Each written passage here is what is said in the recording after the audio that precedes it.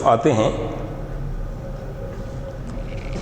وہی ہے کائنات اور اس کی مخلوقات کا خالق، وہی ہے کائنات اور اس کی مخلوقات کا خالق، نباتات و جمادات اور حیوانات کا خالق۔ الفاظ معنی: خالق پیدا کرنے والا، نباتات درخت اور پودے وغیرہ، اسی طرح جمادات پہاڑ، کوہسار اور دیگر بے جان چیزیں، حیوانات تمام زندہ چیزیں، تمام ذی روح چیزیں یعنی جن و انس، حشرات وغیرہ۔ مفہوم بغور سنیں اور سمجھیں۔ اللہ تعالیٰ ہی نے یہ دنیائے رنگ و بو پیدا فرمائی ہے۔ پھر سے سنیں، اللہ تعالیٰ ہی نے یہ دنیائے رنگ و بو پیدا فرمائی ہے اور اس میں موجود درخت، پہاڑ اور تمام زندہ مخلوقات کا بھی وہی خالق ہے۔ مختصر تشریح ہے، اس شعر میں ابو الاثر اور ہمارے قومی ترانے کے خالق حفیظ جلندری نے نہایت چابک دستی سے اور نہایت مہارت سے اور عام فہم انداز میں خدائے لازوال کی شان خلاقی یعنی پیدا کرنے کی شان اور خوبی کا تذکرہ کیا ہے۔ اس وصف عالیہ میں بھی وہ ذات لا شریک ہے، یعنی شان خلاقی میں بھی وہ ذات یگانہ ہے، منفرد ہے اور لاسانی ہے۔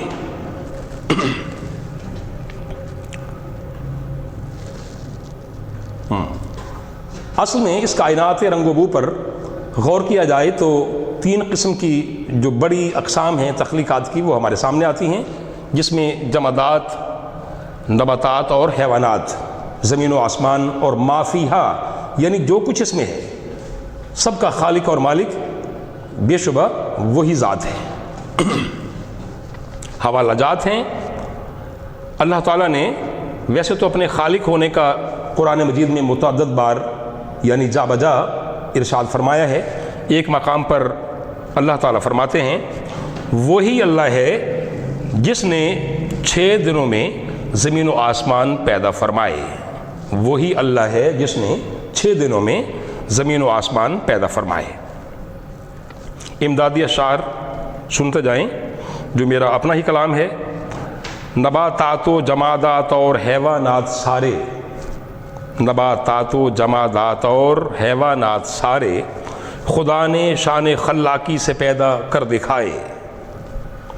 اور امدادی شعر نمبر 2 ہے، میں تو ہر لحظہ و ہر آن ہی محسوس کروں، میں تو ہر لحظہ و ہر آن ہی محسوس کروں، جس طرف دیکھوں تیری شان ہی محسوس کروں، جس طرف دیکھوں تیری شان ہی محسوس کروں۔ امید کامل ہے کہ اس شعر میں پایا جانے والا جو شاعر کا مدعا و مقصد ہے وہ آپ پر افشا ہو گیا ہوگا، واضح ہو گیا ہوگا اور آپ نے جان لیا ہوگا۔ لہٰذا شعر نمبر 6 کی طرف بڑھتے ہیں۔ وہی خالق ہے دل کا اور دل کے نیک ارادوں کا، وہی خالق ہے دل کا اور دل کے نیک ارادوں کا، وہی مالک ہمارا اور ہمارے باپ دادوں کا۔ اس میں کوئی ایسا لفظ نہیں مشکل جس کے معنی بتائے جائیں، لہٰذا مفہوم جانیں۔ اللہ تعالی ہمارے دل اور دل کے تمام ارادوں سے پوری طرح باخبر ہے، وہی ہمارا مالک ہے اور اسی نے ہمارے آباء و اجداد کو پیدا فرمایا۔ مختصر تشریح جانیے۔ اس شعر میں ابو الاثر اور ہمارے قومی ترانے کے خالق حفیظ جالندری نے طرفہ اور منفرد انداز میں اللہ تعالیٰ کے علیم و خبیر ہونے کا اظہار کیا ہے، علیم و خبیر ہونے کا اظہار کیا ہے، اور دوسرے ہی لمحے کھلے بندوں اس حقیقت کا بھی اعتراف و اعلان کیا ہے کہ ہمارے آباء و اجداد اور کائنات ارضی و سماوی، کائنات ارضی و سماوی و ما فیہا یعنی جو اس میں ہے گویا موجودات کا بھی وہی خالق و مالک ہے، گویا وہ ذات نہ صرف اپنی ذات میں لا شریک و لاثانی ہے بلکہ اپنی صفات میں بھی وہ منفرد، یگانہ اور یکتا ہے۔ کچھ حوالہ جات ہیں وہ بغور سنیں، کامل توجہ سے سنیں۔ اللہ تعالیٰ کا قرآن مجید میں فرمان ذیشان ہے، وہی اللہ ہے جس نے تم کو بنایا، وہی اللہ ہے جس نے تم کو بنایا اور تمہارے لیے کان، آنکھیں اور دل بنایا۔ یعنی یہاں بھی اللہ تعالیٰ نے اپنے خالق ہونے کا اعلان فرمایا ہے، شان خلاقی کا اظہار کیا ہے۔ امدادی شعر یہ بھی اپنا ہی کلام ہے۔ کوئی ہے اکیلا کہ محفل میں ہے، کوئی ہے اکیلا کہ محفل میں ہے، وہ سب جان لیتا ہے جو دل میں ہے۔ مراد یہ ہے کہ اللہ تعالیٰ علیم ہے، خبیر ہے۔ قرآن مجید کا ایک اور حوالہ ہے، واللہ علیم بذات الصدور، ترجمہ لکھ لیجئے، محفوظ کیجئے، اور اللہ جانتا ہے جو ہمارے سینوں میں ہے، یعنی دلوں میں ہے۔ امدادی شعر نمبر 2 ہے،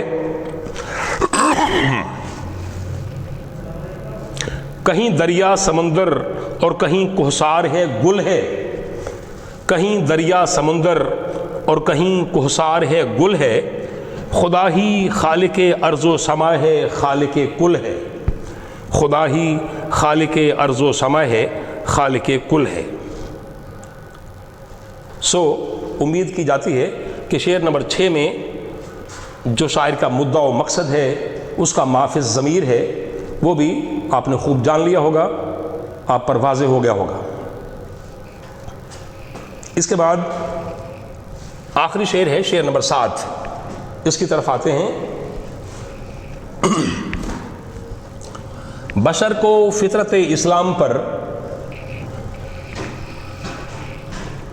بشر کو فطرت اسلام پر پیدا کیا جس نے، محمد مصطفیٰ کے نام پر شیدا کیا جس نے۔ الفاظ معنی، فطرت اسلام پر، اسلام کی فطرت پر، شیدا دل دادا، عاشق اور فدائی یعنی قربان ہونے والا، فدا ہونے والا۔ اس کے بعد مفہوم جانیے، اللہ تعالیٰ نے ہر انسان کو فطرت اسلام پر پیدا کیا اور انسان کو حضور پر نور صلی اللہ علیہ وآلہ وسلم کی عزت و حرمت اور آپ کے نام نامی پر قربان ہونے والا بنایا ہے۔ مختصر تشریح سن لیجئے۔ اس شعر میں ابو الاسر حفیظ جالندری نے نہایت مہارت اور مشاقی سے اس بات کا اظہار کیا ہے کہ مذہب اسلام ہی خدائے لا یزال و لا زوال کا پسندیدہ مذہب ہے۔ یہ فی الحقیقت امن و سلامتی اور صلح و آشتی کا دین ہے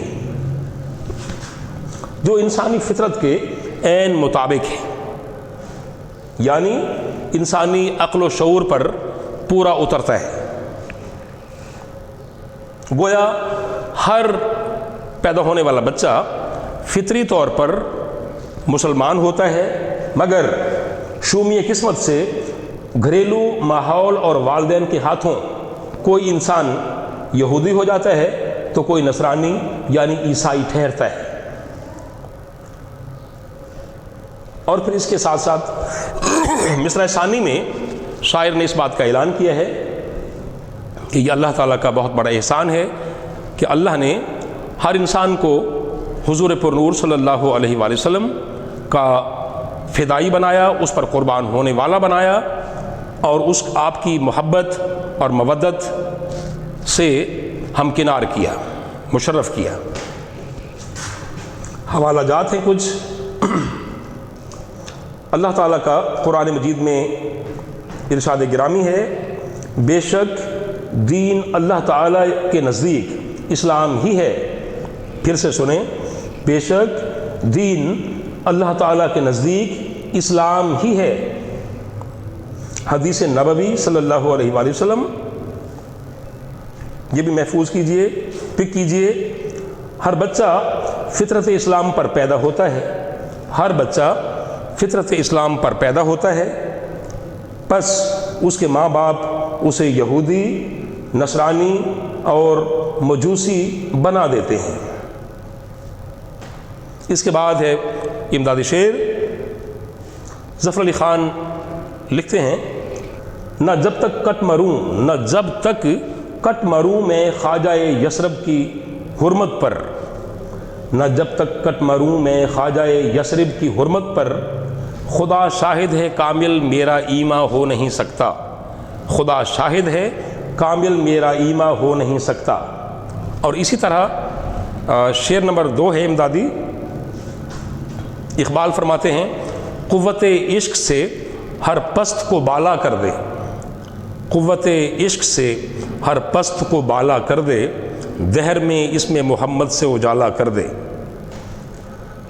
عزیز طلبہ و طالبات، آج کا لیکچر اختتام پذیر ہوا چاہتا ہے۔ آئندہ انشاءاللہ تیسرے لیکچر میں ملاقات ہوگی، تب تک کے لیے اپنا خیال رکھیے۔ اللہ حافظ۔